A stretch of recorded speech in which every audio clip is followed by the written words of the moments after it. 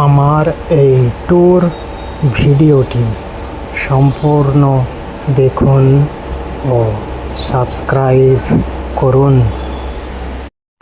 একদিকে পাহাড় ও সামনে বয়ে চলা নদী কুলকুলু শব্দে বয়ে চলেছে, আর আমাদের গাড়িও এগিয়ে চলেছে পাহাড় ধরে, এক পাহাড় থেকে অন্য পাহাড়ে। আমাদের গন্তব্য ছিল অনেক দূরে। প্রকৃতি খেলা দেখতে দেখতে আমরা যে কখন পৌঁছে গেলাম বুঝতেই পারলাম না।